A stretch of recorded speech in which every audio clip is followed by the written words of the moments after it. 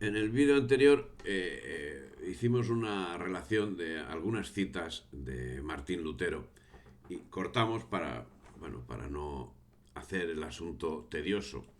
Pero vamos a continuar con lo mismo. Con lo mismo. Seguía diciendo Martín Lutero: a vuestro lado también hay muchos judíos viviendo en el país, haciendo mucho daño. Deberíais saber que los judíos blasfeman y violan día a día el nombre de nuestro Salvador. Por esta razón, señores y hombres con autoridad, no deberíais tolerarlos, sino expulsarlos. Ellos son nuestros enemigos públicos e incesantemente blasfeman de nuestro Señor Jesucristo. Llaman una prostituta a nuestra Virgen María y un bastardo a su Hijo Sagrado, y a nosotros nos dan el epíteto de imbéciles y engendros.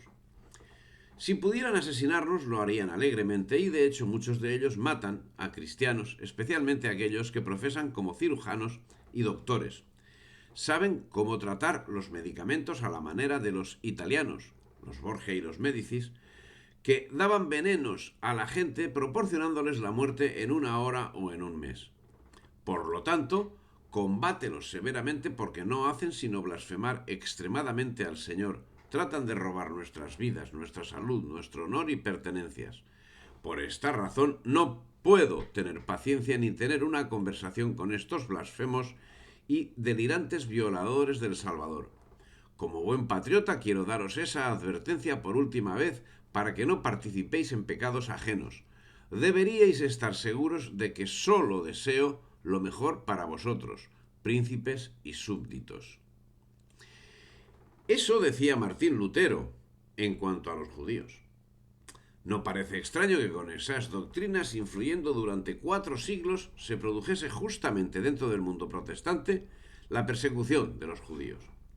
En definitiva, no era sino la aplicación de los mismos métodos que estaban aplicando los europeos en sus colonias sobre los indígenas. Es el caso que tampoco en el asunto de los judíos los protestantes se distinguieron por ser los campeones de la libertad de opinión. Y es que en otros ámbitos clamaban por la libertad religiosa en los países católicos, mientras en sus territorios prohibían la celebración de la Santa Misa, por ejemplo, al tiempo que obligaban por ley a asistir a los cultos reformados. Destruían iglesias católicas, destruían imágenes y asesinaban obispos, sacerdotes, religiosos y fieles. Pongamos algunos ejemplos. En el siglo XVI, la abadía de San Bernardo de Bremen, los monjes fueron asesinados, desollados y se les echó sal en la carne viva, siendo después colgados del campanario por las turbas. En el mismo siglo XVI se produjo el ahorcamiento de 6 monjes cartujos y del obispo de Rochester en la Inglaterra protestante. Seguimos en el mismo siglo. La quema de miles de católicos y anabaptistas por Enrique VIII en el siglo XVI, siendo su hija católica María la que heredó el título de María la Sanguinaria. Es que es curioso, curioso, es curioso. En el mismo tiempo se produjo la quema en la hoguera de Miguel Servet, el descubridor de la circulación de la sangre, en Ginebra. Y esa quema fue producida por orden de Calvino. Sin embargo, solo se recuerda el caso Galileo, que por cierto no resultó ajusticiado y por cierto estuvo hospedado en los palacios papales. Hospedado, que no encarcelado. Cuando Enrique VIII comenzó la persecución católica en Irlanda, existían más de 1000 monjes dominicos, de los cuales solo uno y dos sobrevivieron a la persecución. En la época de la protestante Isabel, alrededor de 800 católicos eran asesinados cada año. El historiador protestante Henry Allan, insisto, el historiador protestante, dice: la tortura y la ejecución de los jesuitas en el reinado de Isabel Tudor fue caracterizado por el salvajismo y el prejuicio. Un acto del Parlamento inglés decretó en 1652 que cada sacerdote romano debe ser colgado, decapitado y desmembrado y después quemado, y sus cabezas expuestas en un poste en lugar público. En la Alemania luterana, los anabaptistas eran cosidos en sacos y echados a los ríos. En la Escocia presbiteriana de Juan Knox, en un periodo de 6 años se quemaron más de 1000 mujeres acusadas de hechicería.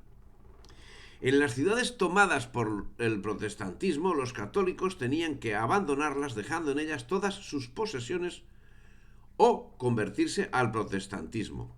Si se les descubría celebrando la misa, eran castigados con la muerte. Es un mito que la táctica de tortura fue un arma católica de la Inquisición. Eso lo venimos defendiendo desde hace ya mucho tiempo. Y además es que es demostrable, porque la Inquisición lo que si tiene una cosa es que lo deja todo reflejado. O sea, y a pesar de que los mismos protestantes, después de las revoluciones en el mundo hispánico, quemaron archivos de la Inquisición de continuo, fue tanta la documentación que hizo la Inquisición que es imposible que pudiesen acabar con toda ella. Y existe esa documentación. A ella me remito, para que los curiosos corroboren lo que se está diciendo ahora mismo. Hansen, un escritor de la época que estamos tratando, cita a un testigo por el cual, o sea, al que hace decir, no sé, aquí sí, claro, lógicamente también las cosas hay que ponerlas entre comillas, pero vamos, dice, el teólogo protestante Mayfart describe la tortura que él personalmente presenció. Un español y un italiano fueron los que sufrieron esta bestialidad y brutalidad. En los países católicos no se condena a un asesino, a un incestuoso o a un adúltero a más de 1 hora de tortura. Eso lo está diciendo el protestante, con relación a España. No se le condena a más de 1 hora. Y una sola vez, añado yo, no se le podía repetir la tortura. A quien era torturado no se le podía repetir la tortura. Pero en Alemania la tortura se mantiene por todo un día y una noche y hasta por 2 días, si aguanta el reo. Algunas veces hasta por 4 días, después de los cuales se comienza de nuevo. Es una historia exacta y horrible que no pude presenciar sin aún estremecerme.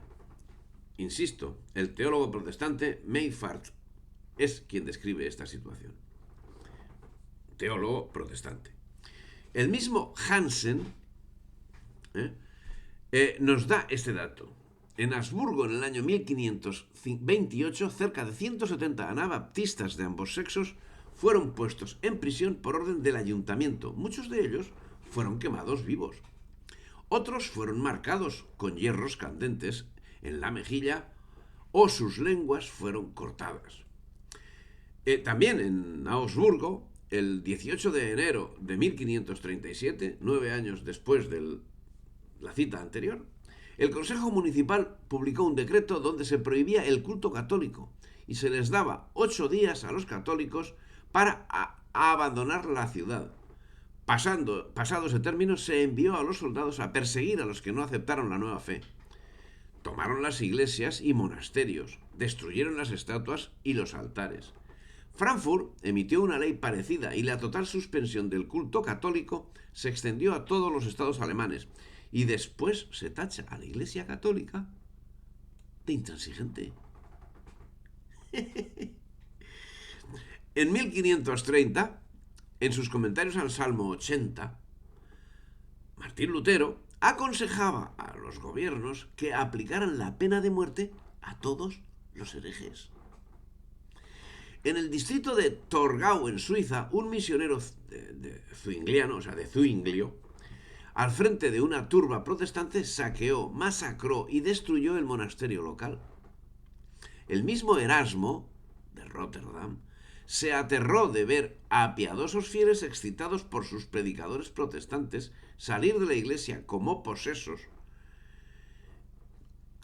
con la ira y la rabia pintadas en el rostro como guerreros animados por un general. El mismo Erasmo comenta en una carta a Pirkheimer lo siguiente: los herreros y obreros quitaron las pinturas de las iglesias y lanzaron tales insultos a las imágenes de los santos y al mismo crucifijo que es harto sorprendente que no hubiese un milagro. No quedó ni una estatua en iglesias ni monasterios. Todo lo que podía arder fue arrojado al fuego y el resto reducido a fragmentos. Nada se salvó. En la Zúrich protestante se ordenó quitar todas las imágenes religiosas, reliquias y adornos de las iglesias, y hasta el órgano fue desterrado. La catedral quedó desnuda. A los católicos se les inhabilitó para ocupar cargos públicos. La asistencia a misa se castigaba con una multa la primera vez y penas más severas a los reincidentes. En Leipzig, el 4 de abril de 1525, 3.000 campesinos guiados por un ex sacerdote tomaron la ciudad, saquearon la iglesia, asesinaron católicos e hicieron sacrilegios en el altar con profanación de los sacramentos.